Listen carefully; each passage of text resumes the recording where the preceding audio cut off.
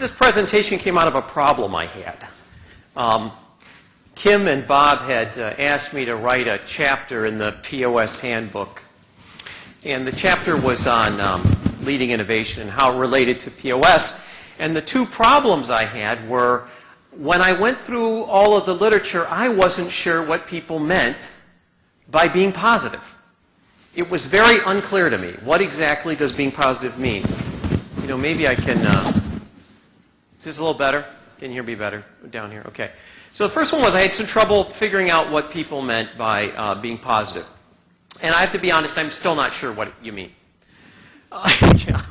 Some of you are going, me either, I don't know. But the second challenge that I had was so fundamental to innovation is the concept of dissatisfaction, crisis, and failure. That when I started reflecting about what the research said, about what my own experience has been over these years, I had some real misgivings about whether or not positivity really relates to innovation. And so what I thought I would do is I thought, in typical Jeff fashion, I would change the discussion a little bit because I think it has a really important role. But I want to change some terms here, and I want to frame the discussion. So if you stick with me for the first 4 or 5 slides, I think there'll be a nice payout as we move along about this. So I wanted to start out with, why do we connect failure and innovation? And I wanted to give you some of the old adages. Necessity is the mother of invention, of course, from Plato.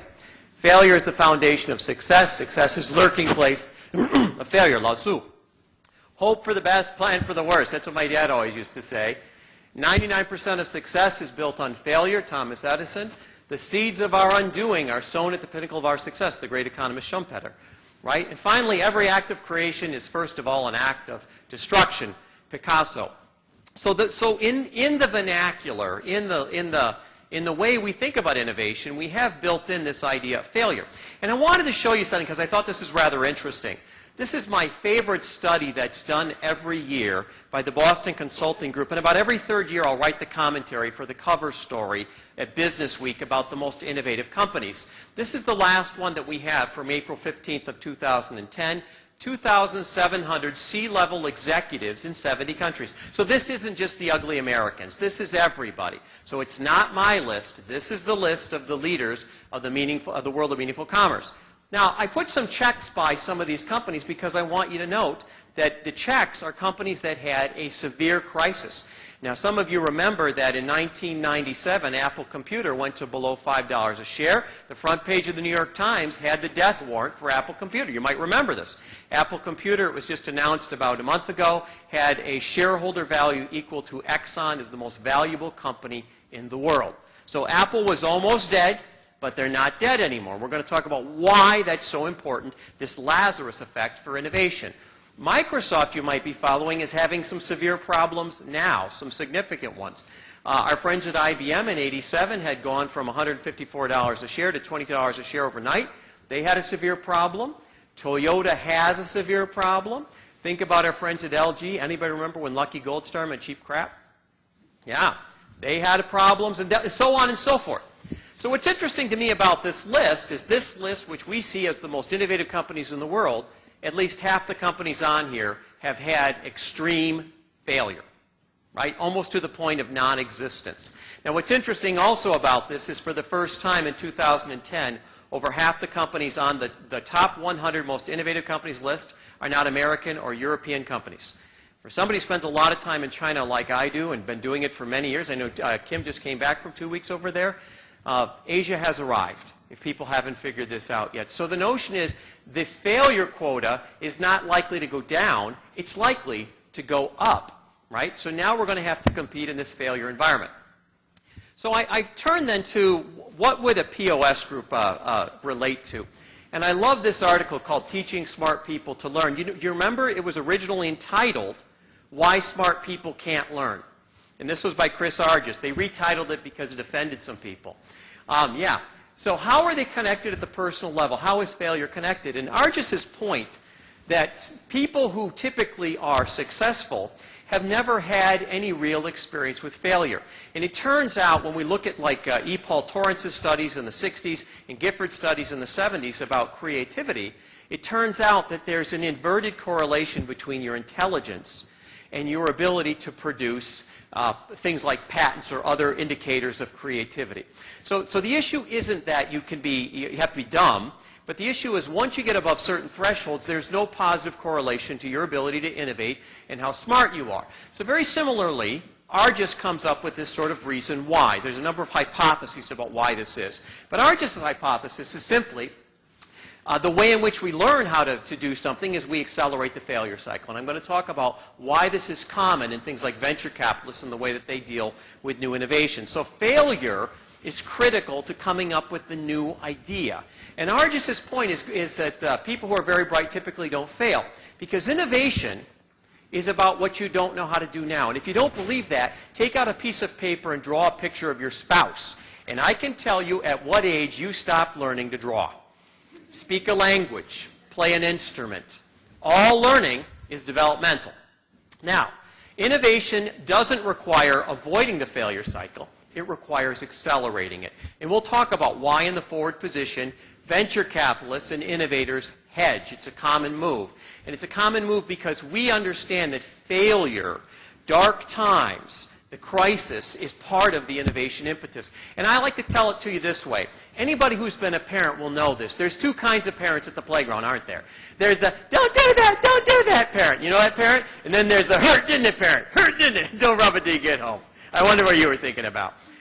And you look at the kids on the playground and you go, which kid has learned faster? Which kid is more, in a very real sense, in a very pragmatic sense, which kid is more intelligent?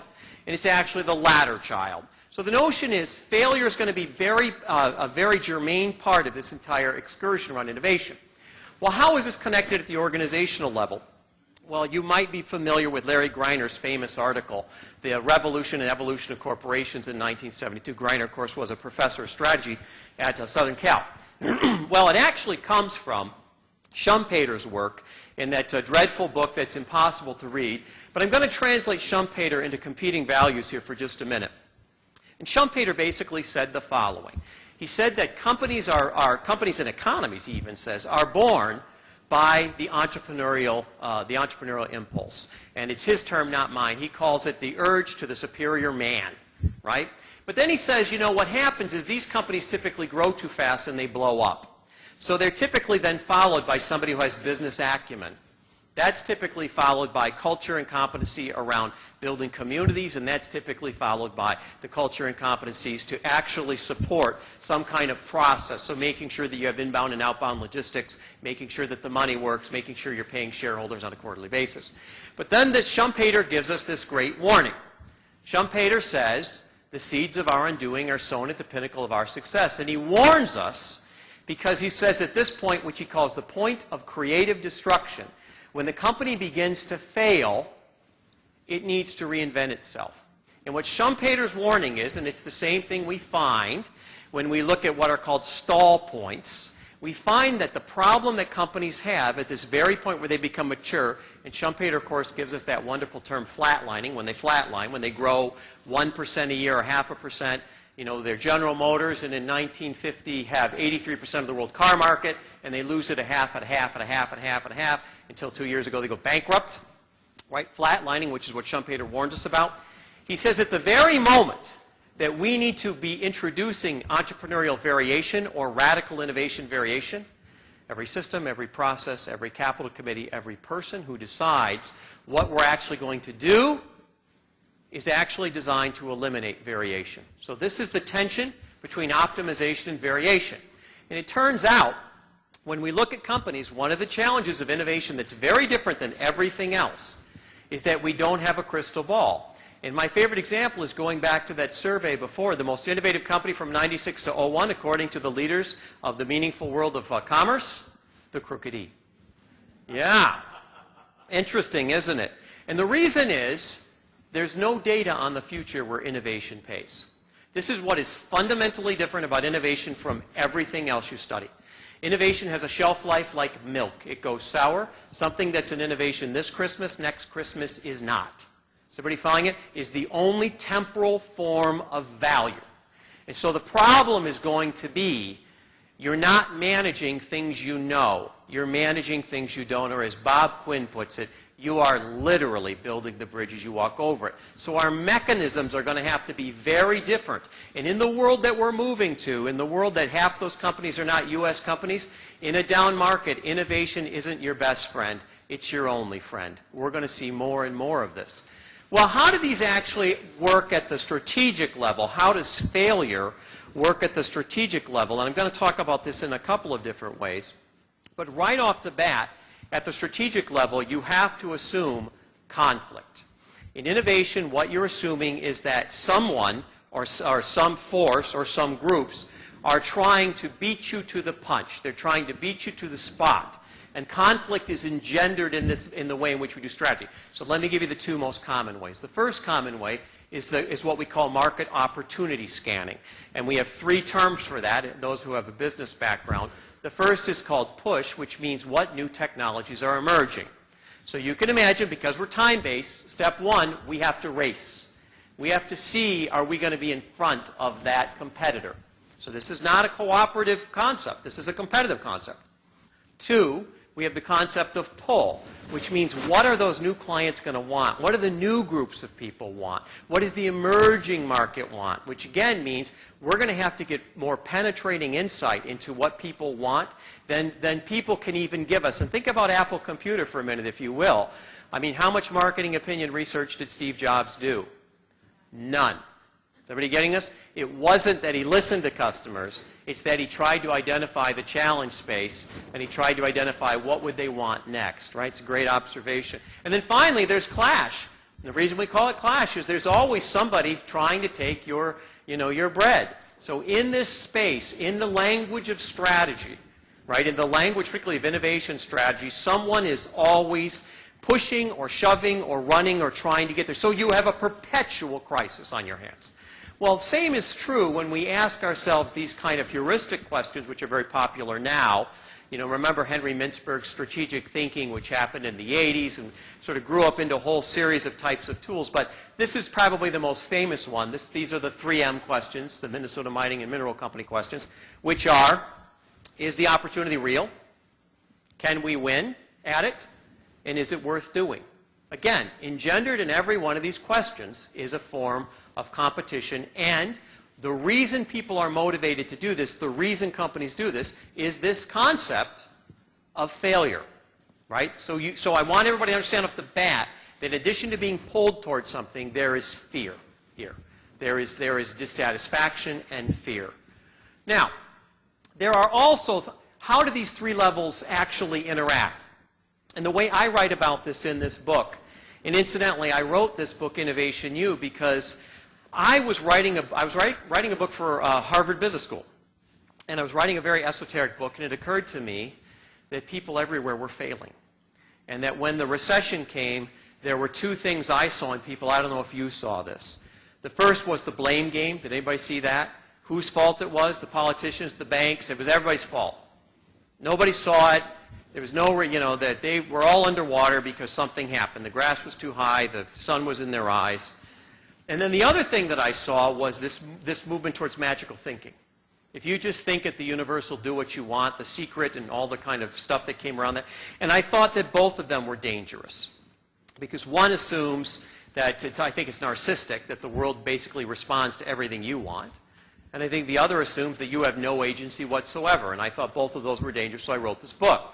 But one of the ways I try to describe to people in the PBS program and in the book, one of the ways I tried to describe how innovation works was through the use of what I call Matryoshka dolls, or Russian nesting dolls, right? And I like to start by saying all of us live within nesting dolls. And the first nesting doll we live in is this universal level. We live within a recession. We live within a global market. You know, things happen. Disease happens. Social trends happened. The demography of our country is changing. And those are things that we're unlikely to change. So we live within those constraints. Now remember, in the innovation game, constraints are often really helpful. Constraints allow us to do things. Constraints tell us where there are opportunities. We can use constraints to our advantage. So we're going to use the weather, if you will. We're going to use that outside nesting doll. Well, the second level are communal forces. So the communal forces are the people around you, the communities that we all exist within. This is very much very similar to the kind of stuff I see come out of the POS community. So we have families, we have communities, we have webs in which we live in. And a lot of my work has been over the years on collaborative open innovation networks. In fact, I worked on AppleNet in 1987, which you know as iTunes. So the notion is this is an old idea, that we sort of exist and we develop together and we build together. And at the final level, we have ourselves. That's the smallest Matryoshka doll.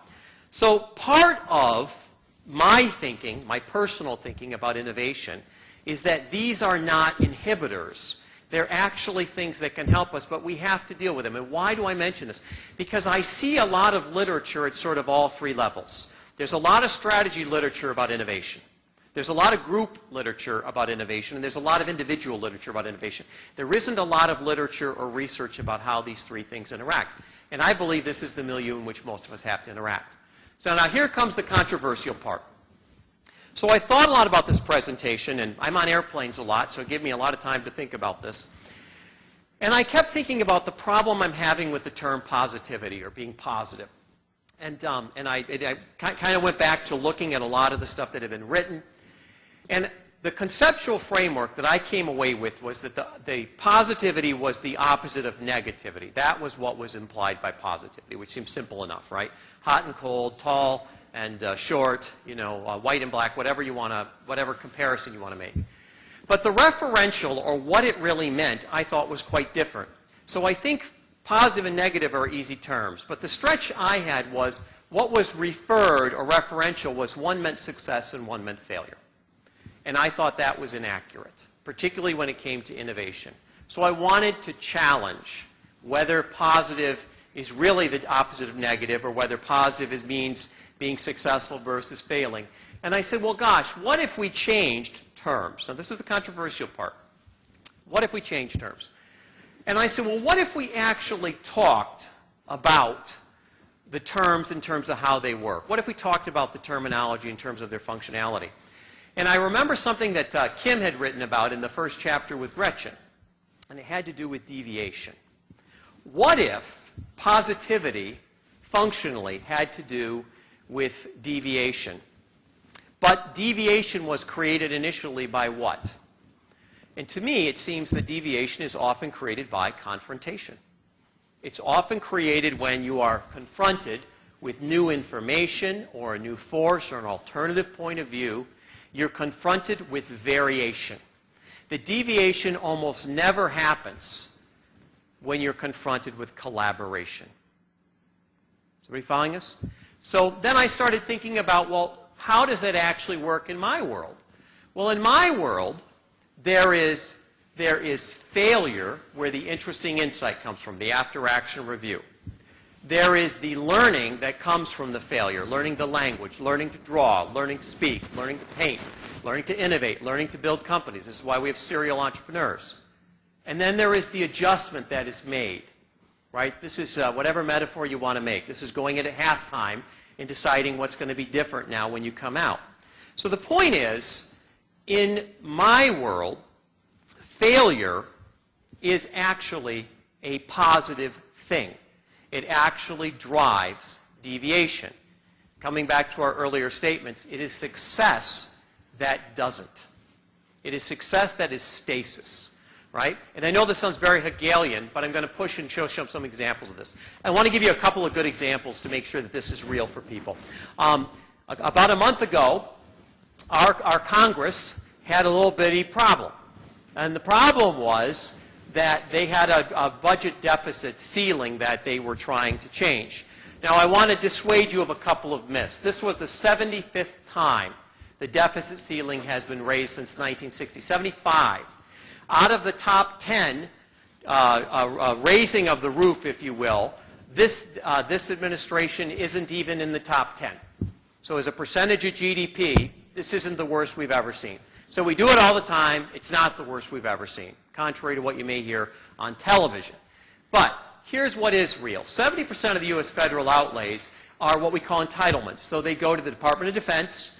This also comes from the Office of Budget and Management. So these are the real numbers. Medicaid, Medicare, Social Security, and the interest payments on the debt. So if we were, in fact, to cut the deficit in half, we only have a few choices. And what are they? We would have to increase taxes significantly, right? Politically, who's in favor of that? Nobody, right? Second, we would have to do what? We'd have to cut grandma's Social Security. How many are in favor of that? Nobody. Now, the third option is what? We'd have to innovate. Now, this is important because there's a third road. The third road is Medicaid. How we give health care happens in a new way. We use technology to create efficiencies. Or we come up with private-public kinds of hybrids, so on and so forth. And there's an awful lot of good thinking around how we could do this. But what was interesting to me about the event was everybody talked about the event in terms of confrontation. Was there confrontation? Or was it the irresistible object and the immovable force? Were any positions changed? Were hybrids created? And my response is no. There was a lot of yelling over the fence.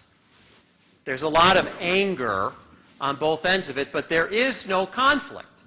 So because we didn't have the confrontation, we didn't have the deviation. There is no deviation. In fact, we have a deadline coming up here. It'll be very interesting to see if we hit it.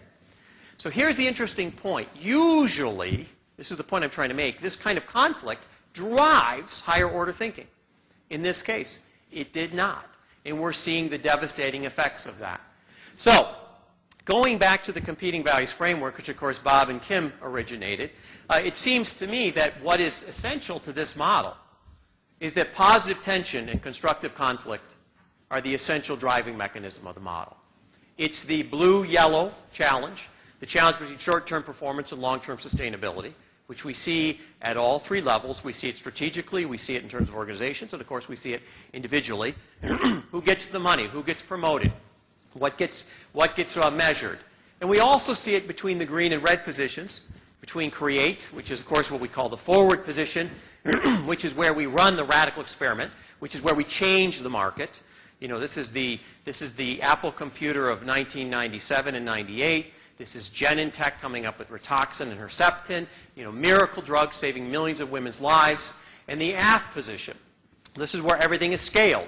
This is McDonald's, where the illiterate kid presses the cheeseburger button and somebody simultaneously shoots a cow in Argentina. Bang! And kind of everything in between happens, right?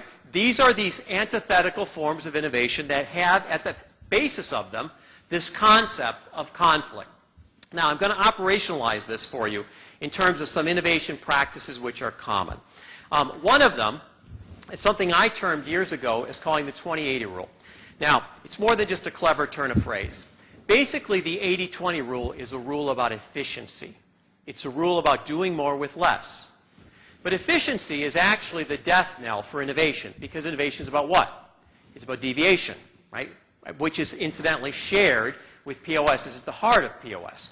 So, the 20-80 rule goes like this. It's easier to change 20% of an organization 80% than it is to change 80% of an organization 20%. All you have to know is what part of the organization is in a crisis and what part of an organization is on a roll. And this gets back to innovation practices. So a standard innovation practice you could see in something like a medical community, right? Where is the great experiment run at the University of Michigan Medical Center? Is it run on patients who are basically in for routine treatments, who are relatively healthy? Where is the experiment run? On somebody who's very, very sick. They have a 0% chance of making it, but here maybe 10 because they have great doctors and great practitioners here. So the issue is here, we're going to try the radical innovation, but we're going to try it in the crisis. And the reason we're going to try it in the crisis is the risk of trying the radical experiment and the reward of staying where you're at are reversed. Is everybody following us? Whether it's pain and pleasure, fear and greed, whatever you want to call that, that's reversed. And that's why, when we look at that first list, remember that list of all the companies that had failed? That's why they made the list. They made the list because what happened was risk and reward was reversed. And the same is true for projects. But the classic mistake people make is they try and start their projects where? Right here in the middle. What's the middle of an organization designed to do to variation, to deviation? To kill it, to eliminate it. And it's the classic mistake, isn't it? So if I come to a company, if I go to GE and I'm watching them trying to run a $100 million experiment right up the middle, it tells me a couple of things. It tells me somebody doesn't know what's going on in innovation. It also tells me that whatever that project's going to be, by the time it gets rolled out, it's going to be incremental. It cannot be radical by definition. The other time that companies are radical, just like individuals, this could be Apple Computer. It also could be somebody with a drinking problem, where they put in the speed ramp to the bottom. They're showing you the failure cycle. Is everybody getting this? The concept is when you get somebody to change, we have to flip this over. The same is true when you're on a roll.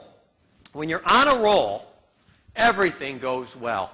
So when our friends at Apple came out with iPhone and everything went well, they introduced iPad, which incidentally is a throwback to a very old idea that when I was on the advisory board at Apple, we called Newton in the old idea. But the iPad idea comes out, and the reason we try stuff when we're on a roll is, again, risk and reward is reversed. Now here's the point. In innovation, everything is upside down. And what it means is innovation doesn't start from the inside out. It starts where? From the outside in. Isn't it almost predictable? Right? Isn't it almost predictable when we have on one hand the Tea Party, that on the other hand you're going to have the Wall Street protesters? It's almost predictable.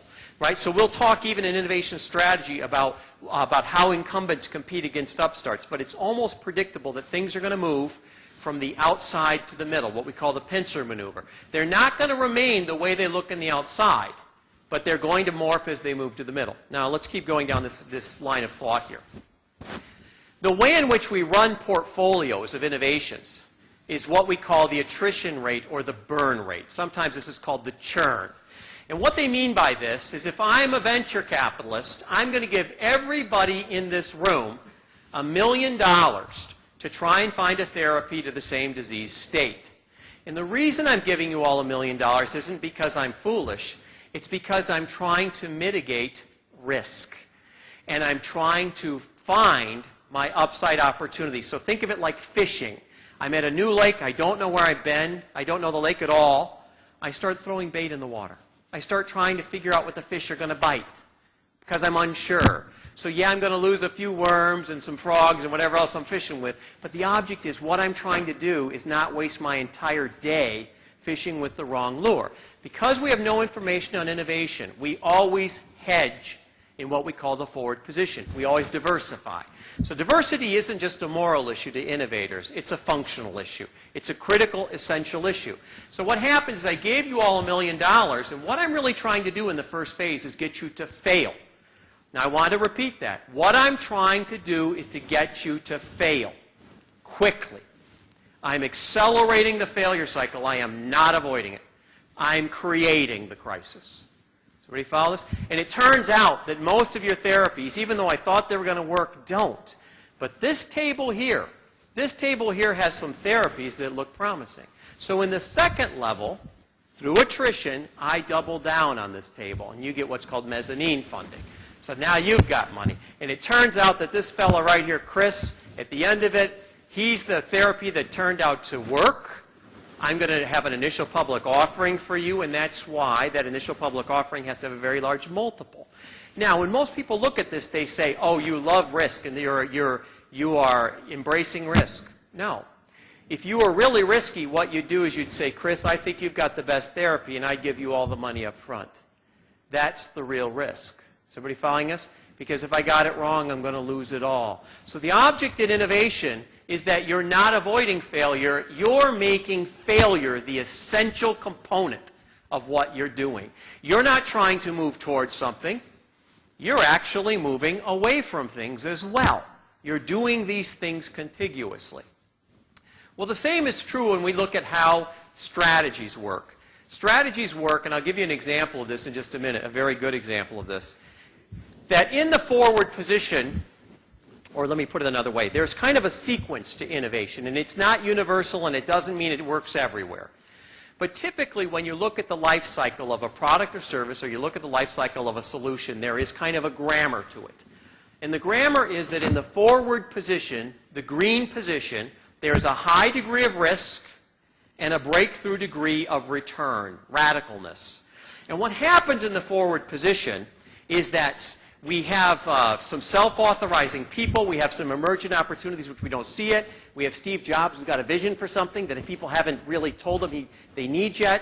And we're going to run some experiments. But those experiments have a high degree of failure and a low degree of probability. Is everybody getting this? But the good news is if they work, they have babies. These are what we call generative forms of innovation. So, iPod has iPhone, has iPad, has iTunes, and they have babies. But this is a very risky proposition, so you don't want to spend a lot of money or stay there for a long time. What you're really trying to do in the forward position is you're trying to learn what works and what doesn't. You're data gathering. Now, as the innovation goes on, it moves through what are called the middling positions, which are the yellow and blue positions. We have to figure out how to get a business plan and make money and focus, and we have to figure out how to engage our community, which is an essential piece of the POS formula. And as time goes on, we have to migrate down to the aft position, where we have to build this at scale. The innovation becomes incremental, but the risk is taken out of the innovation. So very similar to Schumpeter, we're going to see this grammar over and over and over again. And this is part of the problem. When we look at startups, what's the big problem? That startups may have a great product, but they're undercapitalized and they don't have sustainable capabilities, right? Once we get to middling positions, what's the big problems? The middling positions is they're very short-term oriented, but whether or not we can systemize this or develop processes to do this en masse is a real challenge. And then once it's in the aft position, what's the problem? This is what Schumpeter said.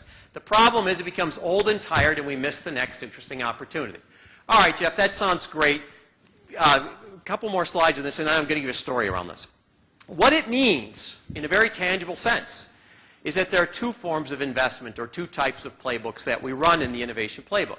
And the first is what we call the concave form of economics. And what it is we invest as things prove their merit. So as that experiment, as that drug therapy looks good, we invest a little more in it, and a little more and a little more. But here's the question. Is there ever a time to invest with decreasing rates of return? Is there ever a time to throw good money after bad? And the answer is there is. And that is when you're trying to do what's called convex economics, which means when I'm giving you all $1 million and I'm looking for a drug therapy. Because when I give you all $1 million, what's happened is my NPVs go low. And what I'm really looking to do is I'm really looking to run those experiments, run that failure cycle, to the point where I actually get some jewels. Now, you can be better or worse at this, and venture capitalists are notoriously guarded about their secret sauce about how they do this. I'm greatly simplifying something here, right? But the notion is they're running opposite playbooks. And that's why it's very difficult for incumbent companies that have things like NPV, which incidentally is seldom used by venture capitalists. Because NPV assumes you can calculate two things, and what are they? They're the magnitude of the innovation and the speed. And what are the two things we don't know with innovation? The speed or the magnitude. Right? So NPV is almost never found in a VC calculation. Right? They're going to hedge like if you were pricing an option. So we're going to run this other playbook. So how does this, Jeff, what does this actually have to do with what we actually do? Well, I want to give you a couple examples of biases. And I want to give you some examples of biases and failures. It turns out that things that we think are agnostic in terms of processes actually have deep biases. So one way in which you can look at this is if we looked at today in this room, we are going to invest in innovations. And we were to say, we're going to compare them on their relative reward, what the payout's going to be. And we can come up with whatever indicator we want, inhibit or profitability, revenue, whatever you choose. But the other one, we're going to look at the relative risk. And that means not the risk of the money, but can we make it? Can we sell it? Can we support it? The risk of actually doing it. Which projects actually get funded first? Think about the university right now. Think about what we're going through right now with our budget stretch at the university. Who gets funded first? Well, it turns out the projects that are going to get the money first are what? The ones with the high payout and no risk. Is this happening in your department? Which things are sure bets? They use terms like low-hanging fruit. Well, that sounds great. But the bias on that is that it's short-term and that the payout is incremental. What happens to those radical experiments we're running in our departments? What happens to the crazy science? People are shaking their head. Because what's happening to it, just like what happens in organizations and in businesses, is what we call portfolio gravity. we try and take all the risk out of it. And what happens when we take all the risk out of your radical project? What do we also take out of it? Yeah, we take the innovation out of it. We take the radical innovation out. What happens to those investments that are about making sure that your students are capable of doing the task, making sure that the faculty are, getting tenure in the right way, making sure that your quality is up? Well, those are considered what? Underperforming assets, right? So our quality standards maybe go down. Maybe we get a couple of bad apples. Maybe we graduate some people who shouldn't have been graduated. And what happens to things like POS meetings, right? That basically have a high degree of risk and not a clear reward? Those are the first things we cut, right? So when we look at something like portfolio management or metrics, and I can go into a million of these, and I write a lot about this, they are naturally biased. There is no agnostic system. They have a value proposition they're designed to create. And many of these are hostile to innovation. So any time that we're going to take risk out of the situation, we're going to be hostile to innovation. And we have tricks for that. I'm not going to spend any time today on that. What's called picket fencing or balancing what you're doing. We have tricks about connecting everything to that blue point of view, what's called an EVA analysis. There are things to do. But the point is, every system that you run, every strategy that you run, every piece that you run is designed in a particular way, and most of them are designed to eliminate failure. Somebody got this? And the problem is, when you eliminate failure, what do you also eliminate? Innovation. You eliminate the crisis, you eliminate the innovation. So, can't the failure cycle just be avoided? Wouldn't that be nice? Stuff happens. The world is infinitely variable. That's the impetus of innovation. That's the reason we get to the next place. That's what pulls us forward. So it's not just that we have this incredible vision, it's dissatisfaction. My favorite example of this is Benjamin Franklin. This incredible polymath, the center of our American culture, in a sense. Think about it. Why did he run away? Was he happy? Did he have a positive vision? No. He was terribly dissatisfied being apprenticed to his brother. Why did he start writing, as in an old woman's voice? Why did he start selling ink to other people? How did he create a confederacy of newspapers? Why did he create the University of Pennsylvania? So there's a whole bunch of issues here that pull Ben Franklin forward. He's never satisfied. He's never happy. But that's the story of Benjamin Franklin. And he's a crappy father and husband, incidentally, as we all know. But the notion is, it's not just this, oh, I've got this great vision. It's this, I'm really unhappy with the way things are at. And the letters of Franklin are great examples of that. And I have to put it in a true sense, I really resent when we take like the Founding Fathers and we reify them. They were very dissatisfied with things. They were not angelic. Read the Franklin, read the Franklin autobiography. Read the Jefferson Bible. Right? These are malcontents.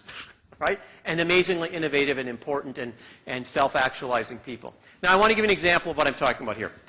Make this very real for people, and then a couple more slides of questions. In April of last year, an explosion happened in the Gulf of Mexico. Killed 11 people. These people were, a lot of people were injured, and they were taken off this platform. It turned out that the wellhead had blown up. The leak was 3.5 miles below the surface of the Gulf of Mexico. It was the deepest well in the world. You remember this? First thing that happened was the operating officer, who is a red, an aft position innovator, came out. And what did he say to everybody? He said, don't worry, I've got it under control. Do you remember this? Came on the Today Show, came on the Evening News, don't worry, I've got it under control. And he said that he thought 5,000 barrels were leaking into the Gulf of Mexico. Actually, he originally said 50. And it took him 6 weeks to say 5,000. I remember this. And then it turned out that every kind of month somebody would say, no, actually it looks more like, 25,000, 35,000. It was like an auction. And do you remember the guy came out every time and said, don't worry, man, I got it under control. We're working on it, right? And do you remember his plan? The plan was that we were going to try these different things. So we started with the junk shot. Remember that? Old tires? The old tires thing didn't work. And pretty soon our analysts were saying things like, you realize that the Gulf of Mexico is 54 below zero at the bottom. And this next expert would say the current runs at 200 miles an hour. And this expert would say the bottom of the Gulf of Mexico is like a mountain range. It's like the variation is enormous. And they try this, okay, tennis balls didn't stop it. What's happening to our confidence while he's doing all this? Right?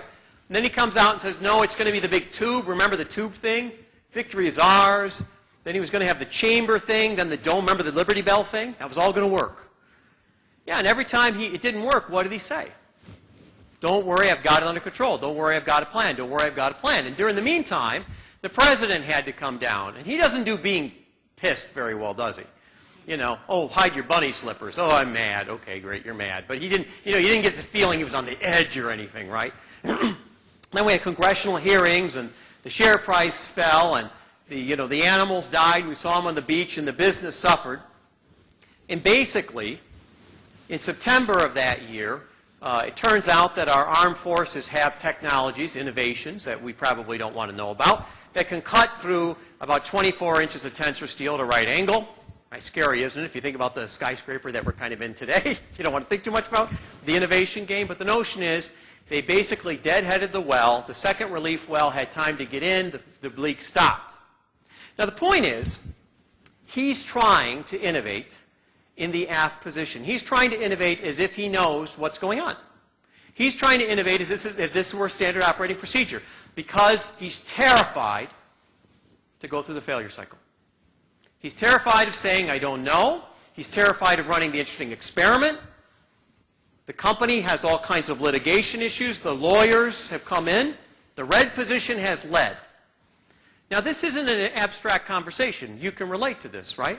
This is something that because he was unwilling to embrace the crisis, he was unwilling from the very beginning to do this, we've destroyed the largest watershed in the Americas. Now, if there was a meteor the size of Texas careening towards us right now, if this guy came on television and said, don't worry, I've got it covered, we're going to take one shot the day before it hits, how would you feel about that? You'd say that doesn't make any sense. You'd say start calling people. Call China. Call our enemies. Call the crazy guy in the park with aluminum foil on his head. Somebody has an answer here. Is everybody following this? Yeah, because you're going to start talking to some folks. And that's what didn't happen. So the issue is, this isn't abstract. This is key. That's why when we go to things like Tomorrowland and we try and see the future first, we're being pulled towards the future, we always get it wrong. Anybody been to Tomorrowland? We're all going to live in submarines, apparently, about 10 years ago and fly around little twin-prop airplanes. Yeah. Now, why do we write about Columbus? Columbus was smart. He knew that the Spice Islands could be reached through the westward passage, and he knew that they existed because the Spice Roads and the Silk Roads had existed for a long time. Henry the Navigator's library was there. In 1492, most educated people knew that the world was round. But Columbus was kind of interesting, and there had been over 50 voyages trying to find a westward passage. What Columbus does is quite remarkable.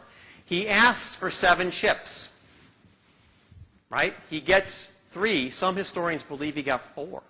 Some think the Santa Rosa was part of the first voyage. We're not sure. But think about the ships. Think about what you learned in elementary school. Were they the same kinds of ships? No, the Santa Maria is a big flat-bottom, flat-sail ship, right? The Pinta is a frigate-class ship. It's an armada ship, right? The Nina is a river navigation ship. Different rudders, different keels. They leave from different ports. They have different types of provision. In fact, Santa Maria has prisoners on it. What's Columbus doing? He's hedging. And that's why we write about Columbus. In fact, the first voyage is fantastic. There's mutinies and scuttling a ship in Santo Domingo and enslavement and it's fascinating. Terrible, but fascinating. But the reason he found the place was he knew he didn't know. He knew there would be a crisis. He planned for the crisis. That's why we write about him. Now, here's the meat and potatoes of it.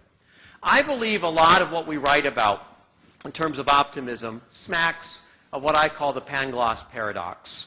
I'm a big fan of Voltaire. I don't know if anybody else is, but I love this book. Anybody read Candide? Candide is the story of this everyman. And it's Voltaire writes this book in the middle of this moment in European history where Leibniz is the great philosopher, the great German philosopher. And Leibniz's famous saying is that this is the best of all possible worlds.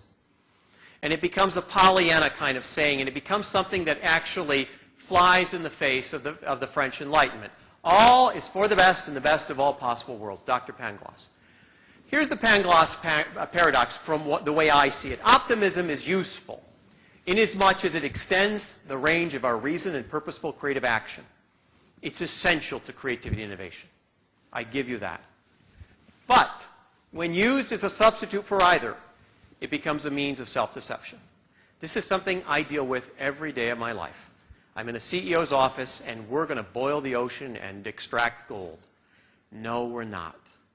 We're going to have an optimistic way of getting somewhere, but when you cross the line where the facts, the reason, the crisis, the wild cards are no longer viable, no longer significant, you're delusional. So when we look at things like the cover of Newsweek a couple of weeks ago and all the apocalyptic stuff that's happening, taken too far, we get this kind of result. If we just think about it, it's all going to change. And it isn't. So how do you determine the right amount of optimism? How do you get out of the crisis of fate, the crisis of failure? Optimism is useful if it inspires deviation and drives relentless positive action. It's important, and as Americans, it's essential to our culture. We have a utopian longing, if you will. Optimism is useless if it inspires a sense of confidence and drives an activity, which it often does. Go back to Schumpeter. Go back to the earlier slides. The cavalry isn't coming. You have to exhibit that self-authorizing behavior. So how do I incorporate this into my own work? Going back to the book that Bob started with. Here's what I recommend for everyday living. Number one, have high-quality targets. Don't boil the ocean. Something that's at the edge of what's possible, but you haven't left your reason. Two, enlist deep and diverse domain experts. It's not an amateur sport. And the reason we want diversity is we want to create that constructive conflict. Three, take multiple shots on goal. Why do we take all the shots on goal? Why do we give you all $1 million? Because I'm not avoiding failure, I'm accelerating failure. I'm creating the crisis, I'm not avoiding it. And finally, the most important one, we got to get smarter. We got to learn. You know, I have a friend I was talking to the other day, and he's on his 5th marriage. He was complaining to me about his marriage. Yeah, it's a guy thing. And you got to, you got to say at some point, you need to start learning a few things here. Are we getting any smarter here? You know, either you shouldn't be married again, or there should be something, you should have a correction here. Something needs to happen at halftime where you're, right? Otherwise, you'll be on 6 or 7 by the next time I talk to you. And of course, repeat, repeat, repeat. Questions, comments, pushback. Nothing. Thoughts? Back here, please.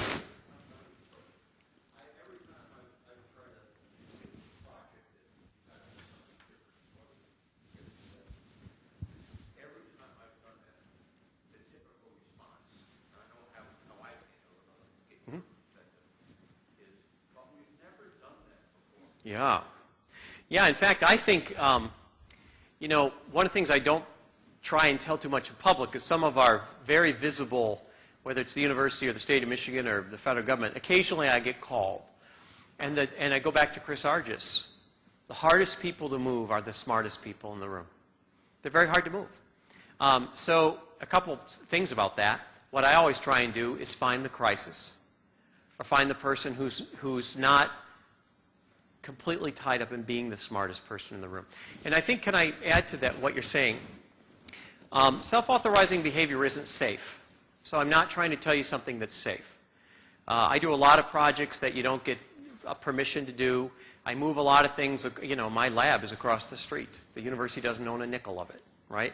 I do a lot of things, and I think you have to do a lot of things that are not high risk, but higher risk and higher reward.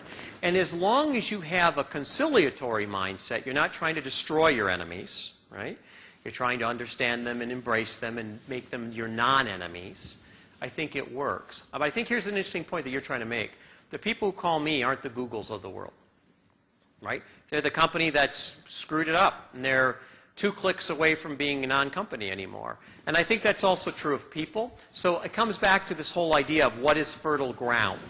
So when you're in the faculty meeting and fertile ground is things, we need to improve things a little bit. I don't know, my experience has been those go nowhere. They become little bitty incremental things, things you did in '87, right? They're just not that useful. Can I take it a step farther? I actually think that we're getting worse. I think Facebook is destroying this. I think that we give the illusion that we have diversity on our Facebook pages, our LinkedIn pages, and really they're the people who believe all the same nonsense we believe. Went to the same church, like the same alt band, went to high school or college with us, believe all the same baloney we believe.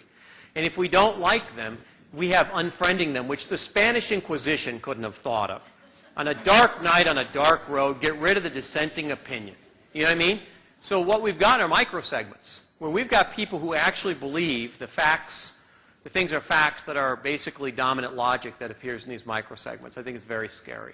And for people like me who actually worked in building these things in the 1980s, it is not what we had in mind. Someone else? Monty. How do you define risk? Because what's a risk for me might not be a risk. Yeah, it's a great question. Also, how do you define innovation is the other side of it. We went through, the way I did it was using Bob and Kim's model. I went through the competing values framework with another professor named Anjan Thacker, who's now at Washington University, and we looked at value propositions. What created value? And we tried to tie it back the best we could to some of the social kind of data and leadership data. So, you know, radical innovation and new market growth is green, and quality and efficiency is red, and so on and so forth. And we came up with a basket of measures for this. Failure, then, is related to what success is. So failure is if the object is efficiency and quality, and you have poor efficiency and poor quality, you have failure in the aft position. But what's important about your question is success and failure morphs depending upon what the intended outcomes are, and even over the life cycle of the project. So when we're working on something that's a failure at the beginning is that you didn't create a new market, or you didn't create something that was radical enough or breakthrough enough. But a failure at the end is you couldn't scale it. Right? So even within a project. And that's why the people who are brilliant at the beginning of projects, by the time the project ends, are usually not very smart. And the people who are, you know, the least brilliant at the beginning of the project later become brilliant. Because we all have left-handed or right-handed tendencies. It's not that we're one or the other, but we have a tendency to migrate in a particular way. Did I answer your question? He gave me maybe, sort of. Heck here.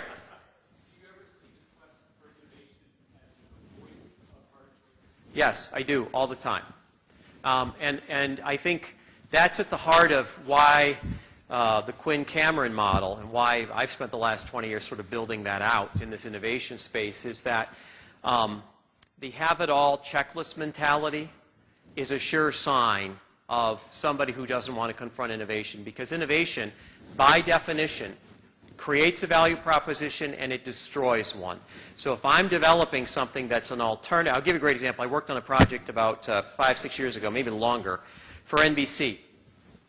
There were 4 projects, 3 of them really stunk. The 4th project is one you know as Hulu, right? It's developed from our lab across the street here. What was great was everyone thought Hulu was great until 60 million people hit it every day, right? And all of a sudden advertising money for NBC went down. Is this making sense? So if it's a real innovation, something else goes away. This comes right from McLuhan, right? So the notion is, you know, companies talk a good game, and part of the process we have when we develop a strategy is making hard choices. But the other part is understanding not the failure of innovation, but the success. If you hit, what's the impact, right? And this is, again, it's one of the things that a lot of companies, the crisis originally is that they didn't innovate, then the second crisis is they did. And now the core business is reeling. Well, you know, now you're moving forward. Same with Congress. Once Congress figured out the innovation to defense or healthcare or whatever it is, can you imagine? It's not the failure. If they figured it out, what, you know, the discussion we'd be having today is, what does that mean, and how do we manage this, and all the good innovation questions. Over here.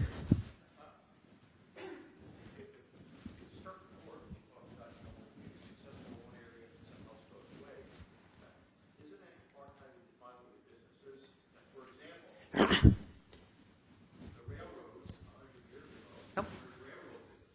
Yep. You put down these tracks and got trains that go on it, rather than saying we're in the transportation business. Yeah. Which is a subtle difference, but it makes a big difference in your business model.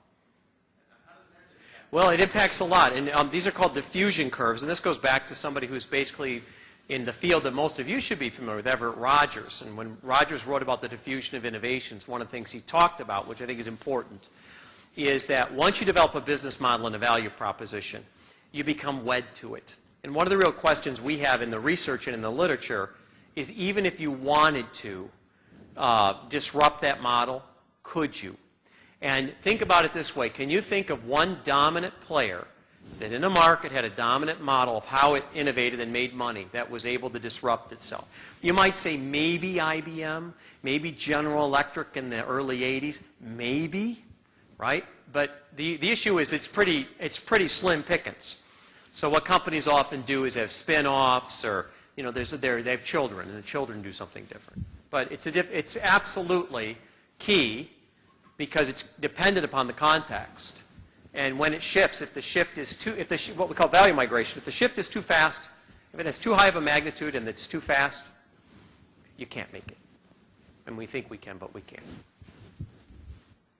For a company that's really, really, really red, how do they move a little bit away from letting things so overprocessed? Yeah. Yeah. I mean, do you have to change the environment first? Yeah, it's a great question. Anytime you've got a problem that's a company's in the negative zone on one color, instead of trying to move to the opposite, what I try and do is move to the middling positions. So let me give you 3 examples of this. I had a project years ago at Coca-Cola, which became what you know as Coke Zero. But the project was called C2. And the reason C2 got launched, they were little cans, they were little aluminum cans, and nothing worked. Right? They planned, all red stuff. Red. It's best, and it's the best marketing organization in the world. Maybe Procter & Gamble, but probably Coca-Cola. What was interesting was we had to do 3 things. First thing we had to do was we had to move physically away from the headquarters. Right? Because in the headquarters, dominant logic prevails. So one of the ways you get out of dominant logic is you hide. I don't know how else to put it. Skulk. So whether you're just moving across the street to the Innovatorium, well, at Coca-Cola, we moved 2 blocks behind the big building on National Avenue to an old bottling warehouse that was left. It's like the Bat Cave, you know what I mean? But you're not now, somebody, if they're going to come see you, they have to go see you. And in dominant logic, what happens to your authority when you have to go outside of your department in your area? You got to take off your big pointy hat, and right? Step 1. Step 2, you have to change the gene pool. So you have to start including in your community people who are not normally part of that community. You're creating conflict. You're producing conflict. So whether that's consultants or suppliers or students or outsiders or people who are the misfit toys in your organization, and you put them all on an island. That's what we should call it, the Island of Misfit Toys strategy, right? It's my next book, right? The third thing you've got to do is you've got to run some interesting experiments. What are the experiments that proof the concept? And part of the reason for that is nobody believes anything until they see it. You know, there's an old saying in innovation, show, don't tell. So the notion is you don't want to show everybody your experiments. This is really critical. Don't show your work. Wait until you get a success. And what I typically do, trying to deal with these red organizations, is I typically, when I get a success, don't even show it to the corporation. I'll go talk to Business Week or Fortune or somebody, and I'll show a little leg or whatever you want to call that. You know, I'll vamp a little bit, tease a little bit. The notion is what I'm really trying to do is to create demand. And this is going to sound very ungallant or undemocratic. But then the other thing I try and do is I don't let everybody in. You try and only let the cool people in. You try and make it a pull strategy instead of a push strategy. So now everybody wants to go to the, you know, what we call red rooms, and we built 1 million of them eventually. But they all want to go to the red room. You just have to say it's like a great nightclub. You're just not cool enough to go to the red room. You know, oh, you're in, but you're out. And people go, well, that's really not fair. It's entirely fair because what you're trying to do is enroll the organization. Is this making sense? You're trying to enroll them. And if you let the organization in at the very beginning, you won't enroll them. Over here.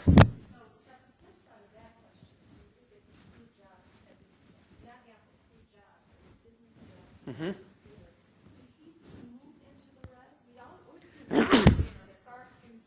No, Steve, let me give you my history of Steve. When I first met Bob Quinn, I was one of the 7 senior executives that built Domino's Pizza. I was one of the guys, Monahan's guys. I turned down a position at Princeton to go work for a pizza company. I mean, that doesn't happen every day. And when I met Monahan, I was building something called the Team Member Workbench, which was the first distributed data processing workbench. If you start looking at the history of IT, this is the beginning of Facebook, if you will. But this is like the early 80s, right? When I met him, he's being pushed out. So Apple was originally kind of a boys' club. And they had all come from Fairlight, Starfield Fairlight and some places like that. So they knew computers. Park was there. But the problem was, his problem was he could not scale the business. He's an extreme green. Does this make sense? So he gets pushed out. Scully comes in, sold soda pop, right? He's an extreme red, and it's got a lot of blue. All of a sudden, Apple starts making stuff, and they're cost efficient, but the stuff that they're making isn't very different at all than an IBM, right? During this period of time, Jobs decides to bring Jean-Louis Gassier, the greatest software designer of all time, I believe, crazy Frenchman, impossible to manage, and he creates with him this company called Next. Next has a software platform called B. Anybody remember this? B? Remember B? Okay, some of you remember this, right? Yeah, trip down memory lane. It doesn't work. Black turtlenecks, black pony, black box, black eyes, the whole thing, right? Well, it turns out at the last minute when this company's about to collapse, they use this software to do animations for computer games. And they make a deal with George Lucas to buy part of Industrial Light and Magic. It becomes Pixar. So now Jobs, because he's gone through the failure cycle, because he loves the failure cycle, is now on to something. And he's smart enough to know he's on it. So now he writes Pixar. Pixar looks great. We get this whole problem in 97 with Apple. He comes back in, takes $1 a year, right? But this time he comes back smarter. And he's still an extreme green, but who does he bring with him? He brings Jonathan Ives with him, and he brings a whole bunch of different colors with him. He got smart somewhere through the failure cycle. So he comes back to Apple with a more balanced team. Is that a fair way of putting it? And he starts using what he has, kind of like an old Teddy Roosevelt thing, and at the same time Pixar, Disney tries to buy them. Then he's insulted because he wants $5 million, Disney offers $3 million, waits till Eisner steps down, and Disney gives him $7.5 million and a board seat. Screw you. That's green. That's incidentally a very green thing to do, right? It wasn't about the money. It was about you didn't listen to me when I had the good idea, and now I'm going to punch you in the nose, and we're all going to be fine. But you're going to get punched in the nose, right? And of course, then the whole succession of what Apple did really built on his greenness. So my view about why Steve Jobs is so interesting is not success. It's failure. He failed. Can you imagine being pushed out of your own company? Can you imagine your next big venture when everybody looks at you and you said, okay, screw you, it fails? Right? I mean, and think about the whole history of that. That's what makes the guy remarkable. But I think the big aha is when he comes back. He comes back with a balanced view. He got smarter. Some of us don't have a lot of range. That's okay. I'm not a big believer that we can develop our weaknesses. I've never seen it. I'm a big believer that we have weaknesses, we have to acknowledge them, and we have to reach out to people who can supplement our capabilities. Is this making sense? I think that's what made, in this Psychology Today article I wrote that everybody hit, that's what I wrote about. I wrote, let me tell you what I saw. Let me tell you what, I wasn't key, but I was there, and let me tell you what I saw. And it was the failure part. Any other questions or comments? And we got to go in a minute. Do you advocate then for companies to think about the colors of the people that they have in their kind of leadership or innovation? I sure do. I do advocate that they look at their team. I also advocate that they look at their community and the situation. So I'm really big. I don't believe, I'm sorry, I'm not this big Myers-Briggs, I'm an ENTP or an INFJ. Is it a bear market or a bull market? It's not about you. It's about what is the market, and what is the situation calling on for right now. Oh, it's a red situation. We're a heavy manufacturer at Ford. We've got to get our efficiency numbers up. That's how we're going to make money. So it's not about then whether you can be a green at Ford. It just means that you're moving collectively towards this value proposition. So my view is very much like these nesting dolls. So it's not just about you. I want to get outside of you. I want to look at a system or an is this making sense to you? I want to look at how they all stack up. And I think your team around you is mission critical. Back here.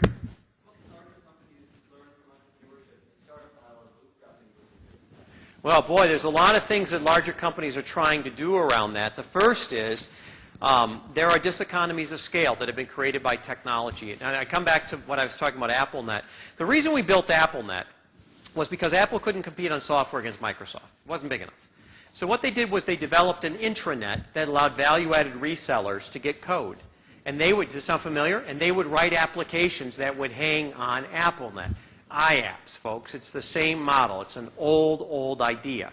But the object was, because Apple didn't have economies of scale, it had to use technology and the community, a very POS idea, to get everybody to make to contribute to this.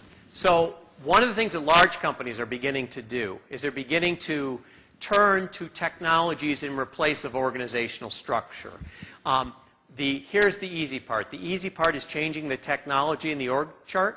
Changing the dominant logic has been incredibly difficult, right? Because the dominant logic is about control. Now think about it. You look like you're a millennial or close to a millennial.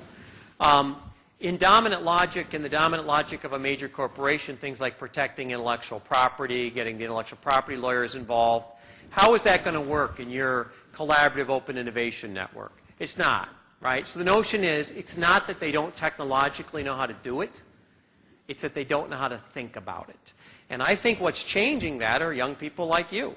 I think when the gene pool changes and they see that right now they look down at you because you don't work 72 hours a week, right? Because you're millennial. But what happens is they begin to figure out that you're clever and that you figure out how to do things in the community with technology that replaces organizational structure. Then all of a sudden you're the go-to guy. So what I'm seeing in big corporations, I'd love to tell you, is this renaissance and epiphany. I'm seeing the old sort of dying out and the young sort of rising up. And we're seeing this new model, I think, courtesy of your generation. And it's ironic to me because guys like me who built the infrastructure that allows you to do this, we never thought that it would be used the way you use it. This is important to get. We technologically knew how to do it because we did it. We just didn't think it would be used that way. I never in my wildest dreams imagined somebody would want to know where I was at on Twitter. Oh, I'm in Baltimore today, you know. You have 11,000 followers. You're in Baltimore. I'm like, okay, great. Somebody my age, people have to twist my arm. Because, that's not part of the dominant logic of my generation. Did I answer your question? Yeah. Any other thing before we go? Thanks for having me out, Bob.